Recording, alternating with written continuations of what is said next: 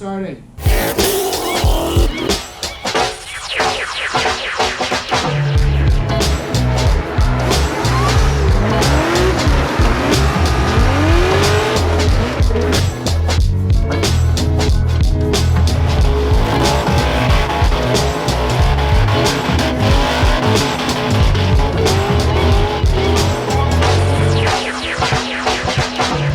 Okay, so I figured out why the car shut off is there's no fuel, which is what I thought. But I think what's happened is the fuel pump in the tank came off from the hose.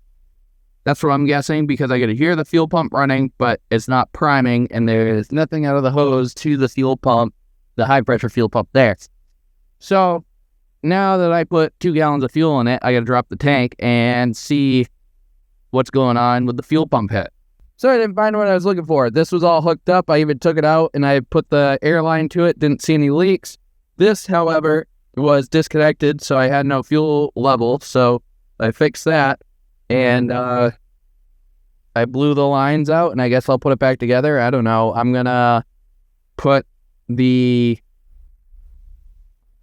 fuel system in it now since the tank's out, and I don't want to keep pulling this tank. It kind of sucks to do. So, okay.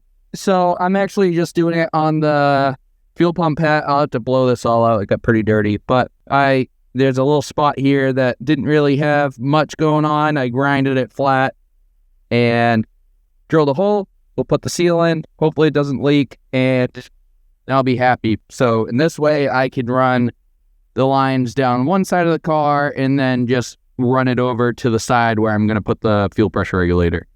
Well, I think she's tight. This one's nice and flat. I really hope it doesn't leak, because I don't want to pull this thing again. So clean this off, put it back in. I'm going to run the 90 off of this and already put the line on and everything. That way I can run it out of the tank and through the car, and that way I'll just have a long length. I bought 2 like 15-foot lengths. That should be enough, I hope, to get up to the firewall. So we got a big box of goodies for the Fusion here. Go Fast Bits sent us a nice boost gauge for it. They sent us the fuel pressure regulator, if I could take it out. Fuel pressure regulator for it, since I have to run a return fuel system. I'm going to be running their regulator. They also sent us this cool little blow-off valve that they make. This bolts right into the factory spot here, and then it doesn't recircuit, so it just goes to atmosphere, so it should sound sick. I want to get everything hooked up to actually hear how this one sounds, and then we can put this in and hear the difference. All right, we got our Go Fast Bits regulator hooked up. It came out super nice. We got the wire, or the lines all hooked up. The regulator gauge is right there, so I can tune it here while watching it. And it actually came out a lot cleaner than I thought it would. So you can barely even like see the race lines, and then you can see the Go Fast Bits logo there. So I'm pretty stoked about that. And we might not even run a vacuum reference with the high pressure fuel pump. The control pack says not to run a vacuum reference, so I'm gonna see what Nostrum says for the fancy high pressure fuel pump that we're gonna put in later to see if they want it or not. But we also got some goodies from LMR. They had a fuel pump in stock, so we're trying to get to the track Sunday. There's no way we're gonna get a fuel pump, maybe from Ford, but it would have been super expensive. So they had a fuel pump in stock. Now I gotta drop the tank again for the millionth time and put a fuel pump in it. All right, so Alex found the problem. She was thinking about it all night and was asking me a bunch of questions. So I messed up and I put the yellow wire here to ground when that brown wire is supposed to be the ground. So I messed that up, and somehow the car ran for 2 minutes with no fuel pump. Imagine that. So fuel pump's wired backwards. I'll flip that around and she should fire right up. All right, I got that wired right now, so let's see if it will start. I bet you it will. I actually don't know what the fuel pressure's set to, so I'll probably check that first, but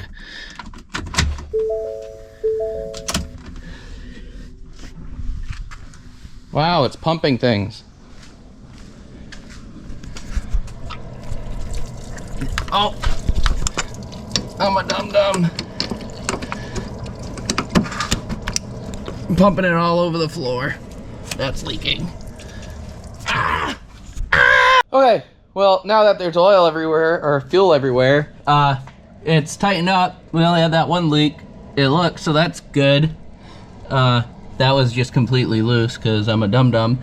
But I almost set this like perfectly because I think it's supposed to be between 55 and 60. It's at like 57 by accident. But I bet you she starts right up. Thing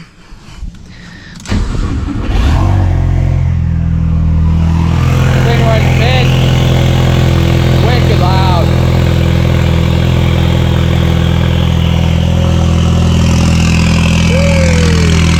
We need to get some power steering in this thing, so we teamed up with Hang Tight Racing.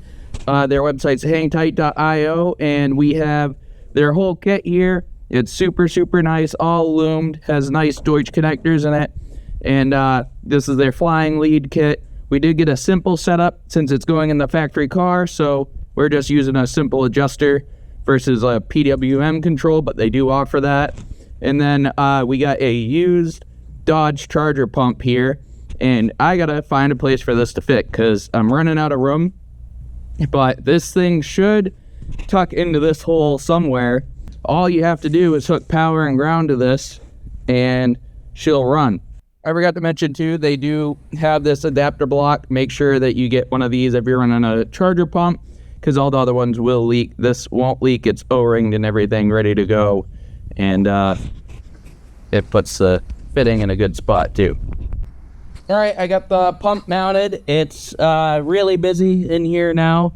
There's a lot of stuff in the area, but it's still easily fillable. It's actually like right at the top of the hood. Once everything gets tied up, it should be pretty decent. And now I need to do hoses. So the first thing I'm gonna do is mount the last piece of the puzzle, which is our transmission oil cooler. So I go online, buy a Class A transmission oil cooler, usually the cheapest one. It's pretty big. And let me put you down. So it looks like this, and it's got 3/8 ins and outs. Usually comes with some fittings and some hose, so that's pretty good. They're like 50 bucks. It's even got the little mounts to put it on your radiator. So this is gonna just go right in front of the condenser, over here somewhere behind the bumper. Then the lines are gonna go from the return of the rack into this, and then to the return of the pump. So those are all low pressure, and then you make the one PTFE high pressure line from your pump to the top port on the rack, and then she's done. Okay, so I figured out what I'm gonna do with the harness. I'm gonna plug it into here, and I'm gonna run the whole control box and everything inside the car. It's got that huge pigtail on it. I'd like to have that switch over on the driver's side, and then this is long enough to pass through into the engine bay. So that's gonna be what I think is the easiest way to do it. All right, I don't know how, but I got super lucky, and I had a hose that fit perfectly for the pressure line, so I actually didn't even have to do any PTFE fittings. So I had an old line off the race car when I was running dual pumps, route it down around under right with it, and into the rack over there. Already tightened up.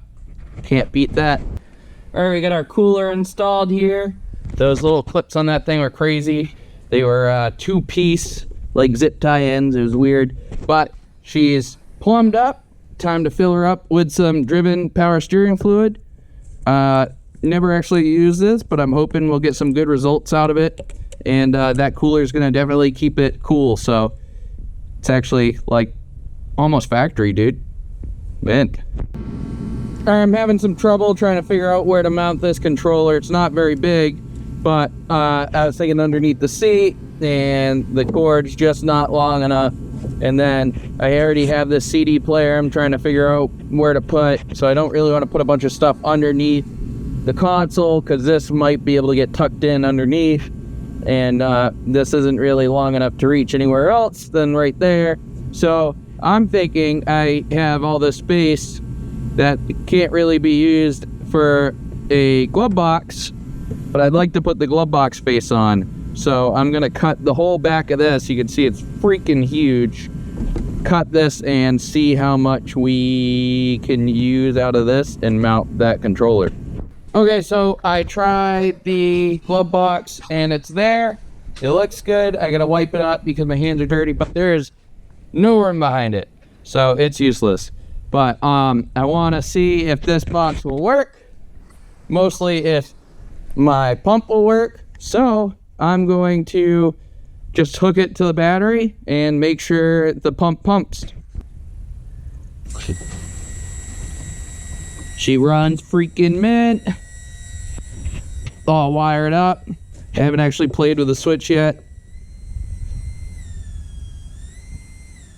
I can go back and forth with my assist, and I did bleed it a little bit. Needs a lot more bleeding, but she's already pretty smooth, so she works.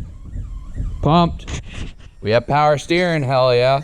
Okay, so we got Brent here to help out, so we're gonna get this rear suspension apart. I have a Godspeed camber in tow arm for it, and then I've got a SPL vertical link, adjustable vertical link for it, and we also have to do the field coilovers. So I gotta basically pull the whole thing apart, and I've never really done it with springs, so we'll see how it goes. All right, I was able to get the spring out. I just took all the arms off, used a pry bar. I was able to get it out of there. So I already got all the arms off besides this. We'll take the camber arm off next, and we'll start putting all the freshly new parts on. So one of the problems with the S550 chassis is once you start doing a lot of drifting and stuff, these subframes have these slots here. There's companies that make like plasma cut pieces to put in there. That way they fit in tight. But I'm going to just weld in a couple washers. So I'm going to make sure that it's all the way towards the back with a bolt. That way the bolt's nice and straight. And I'm going to tack these in. She won't be able to come loose, won't be able to move back and forth and throw the alignment off if I, dip a tire or get bumped, unless it bends the control arm.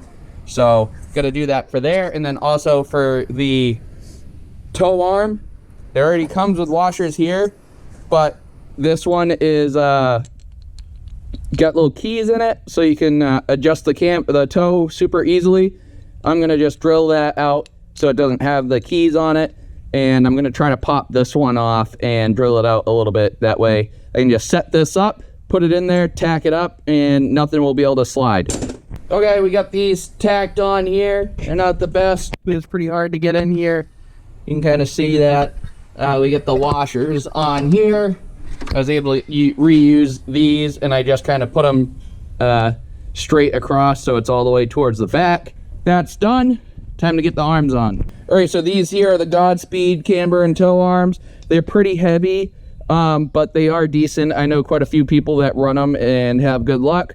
And they are on-car adjustable. So for a super budget arm, I think it's like $400 or even cheaper for the arms. It gives you the adjustment that you need, and it makes everything solid. So, if you break or bend or whatever one of these, you're not breaking the bank, because you can buy a whole nother set for another $400, and they will go on either side. So it's not too bad. There we go, boys. That looks like a race car back there now. Got the feels. If you want some feels for your car, hit me up. If you want some Godspeed stuff, I'll throw the link down in the description. The SPL stuff's great. It allows you the adjustment to adjust your bump steer so the car actually tows in a ton if you're trying to get a crap ton of grip. So the SPL stuff's super nice too. And I just looked, it's like $350 for those Godspeed arms on Amazon. So they're still super cheap and very affordable for a beginner set of arms. So not too shabby. Now I got a whole nother side to do. So I completely forgot before I did this, you're definitely going to want to cut these back because you can't actually get to these nuts, and this is almost on any kit. So cut the little bushing flares out to help you get the arm in. Just cut those off, and then you can actually get to the nut and adjust your toe arms. It's gonna make your life so much easier. See what she looks like on the ground so we can play with the springs and the shocks, get the droop right. Oh yeah, she's high. She's high. We're really low on those coils too. Maybe I could jump on the back and see what it does. Well, that's pretty lame, because I don't know if I can get that spring out without pulling the whole suspension apart. But I definitely need to make that lower, because it's higher than stock. So, it might be stock height. It's basically stock height. But we're not running it at stock height. So, I'm going to pull it apart. I'm probably going to have to cut a coil off. But, she's definitely not low enough. Alright. I think we're looking pretty good now. We got like a finger gap in there. I think that's pretty good. Probably have to trim that a little bit so it doesn't rub. But we're going to put over fenders on it. So it looks pretty level too. And I could still get it on the lift without jacking it up. So looks pretty good to me. We're going to cut the spring on the other side and make it fit. We only cut a coil off of it. These two here. Maybe a little bit more than a coil off of it. Coil and a half. And it fits. So with everything tightened, it still holds, but I might try to get the shock to go bolt in underneath the control arm, hold everything tighter. That way the droop is where it needs to be. All right, so we got spring cut round 2. Trying to get it as flat as possible, same as the other side. That way the hat can sit on it pretty flat. These are the coils that we cut off. Gotta slap this bad boy on, and she's gonna be slammed, son. I really couldn't get any lower than that, so I did pretty good. It's like a millimeter from the tire. So if it had tread, definitely rubbing. Good thing we're cutting that. All right, so this car's gonna be like every 16-year-old dream. We got the hood pipe, and we got the fake carbon bushwhacker flares on it, but somehow these things fit like mint. Like the fitment is super good. The only thing is the tire opening is a little small. I thought when I ordered it, it was a lot bigger. So we are gonna have to do some trimming, a lot on the front. I'm probably gonna end up cutting like this whole front piece off, and then trimming down on the bottom there. And then on the back, they fit even better because I can just trim down this for the door. So it doesn't even need to be into the door. And then just kind of trim down here a little bit. And she'll work. And this is a 285. So this is the biggest tire I'm ever going to put on it. So it's going to clear for that. It is a little bit too much flare for that, but that's fine. We can always push a wheel out. You can't really push a wheel in. So if I want to run spacers to be hella flush with like a 255 or some other tire, whatever, but I need this to clear, especially because we plan on putting people in the back. So she don't. Okay, so I'm really close to getting this thing off the lift, but I need to cut this fender here and roll this lip up or in, probably up, so I can put the fender flares on and so I don't rub on the quarter panel. So here goes nothing. Big cut on the car, because no going back after this one. So probably don't even really need to measure it.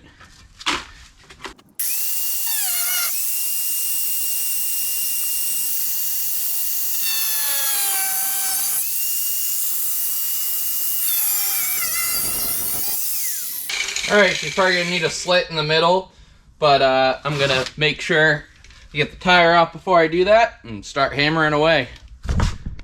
So I'm going to start with this side because at least if this side comes out like shit, I don't have to look at it. So let's do it.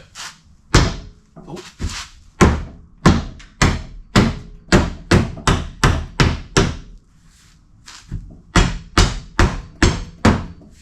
I think I gotta put 2 more slits in it. I'm gonna cut the edge and then just roll the very bottom of it with like pliers or something.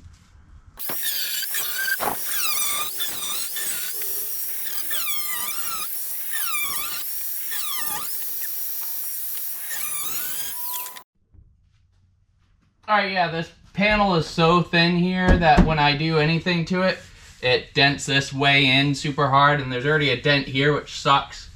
At least I think. Pretty sure there's a dent right here. So I'm going to try to pop that out before I go crazy, but like that almost popped it all the way out, actually. So basically what I'm going to need to do is just cut it.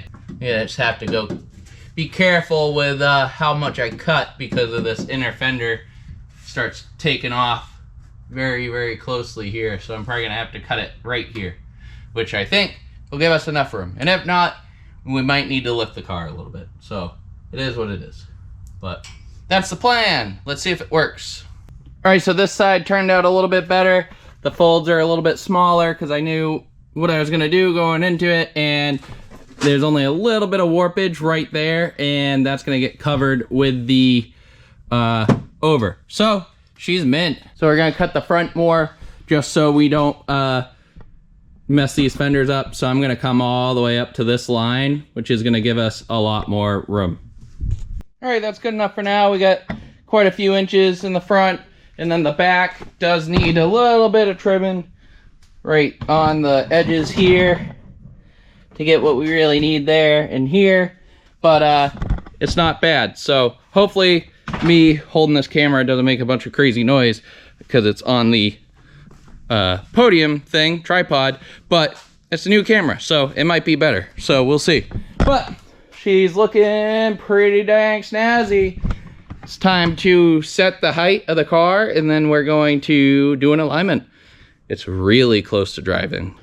Okay, so we got the car all aligned using the Quick Trick kit. It took us about 2 hours, but that's starting from all new components, so that's really not bad. I've done it on machines and it's taken longer. So it kind of stinks. This side works great for the string alignment to make sure that the thrust is good. That side it's hitting.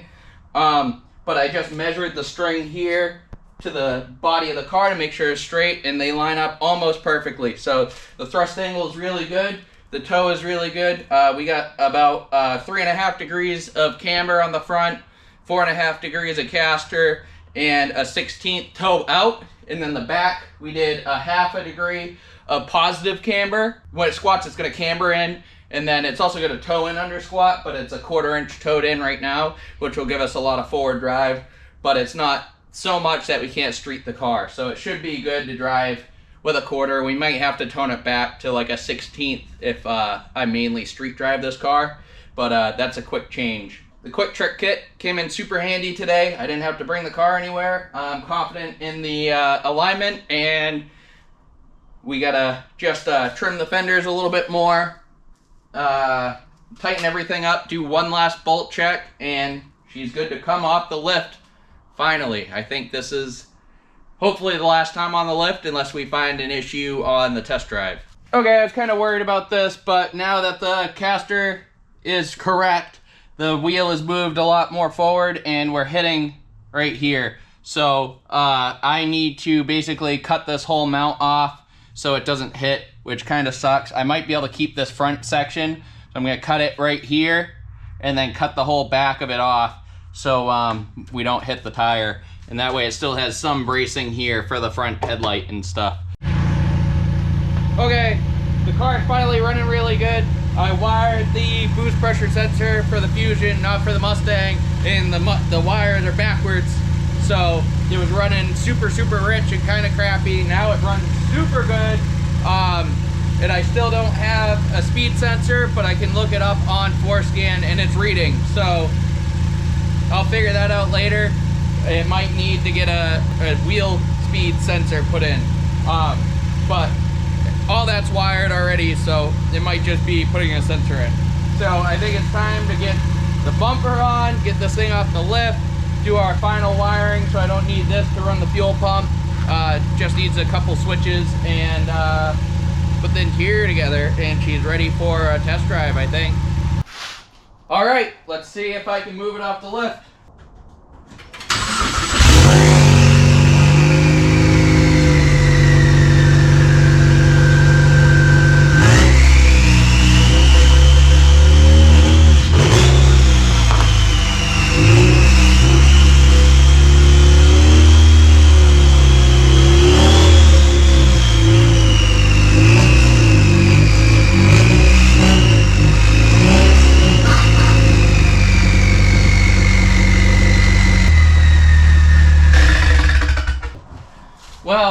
doesn't shoot as many flames anymore, but it does run a lot better. The clutch is also super light, but very touchy, which is weird. But it moved. Now to get interior in it. All right, so I got one flare on. It looks okay. I'm not super happy about it. It did bulge out a little bit, but it's not the worst I've ever seen. So I'm gonna get the rest on here and keep on going so we can get to the track tomorrow. All right, with the front and rear, the thing looks absolutely nasty. She's dumped. So I got all the switches wired up. I turned on the power steering. I shook it a couple times and the line blew out. I nicked the PTFE hose when I was cutting out the frame rail here. I thought I nicked something. I looked, I didn't see anything. I just barely touched the PTFE hose. So got the puddle there. And unfortunately, it's gonna be past midnight before I'm done doing stuff if everything goes perfectly. So I'm not gonna make the event tomorrow, which kind of sucks, but I should be able to get this thing ready to go tomorrow and do some driving and test it out, and hopefully everything goes smoothly. But I'm not gonna kill myself to make this event and mess something up if I don't take the time to do everything right. So it is what it is, and we'll keep grinding away on the car, and hopefully we'll make an event soon. Alright, well, I hope you guys enjoyed the video. It took me like 3 days to fix my computer to get this thing edited, so it's a little late. But we're getting super close on the Fusion. I'm excited to start driving the thing and actually figure out how this thing's gonna go. It kind of sucks that we didn't make the event, but it is what it is.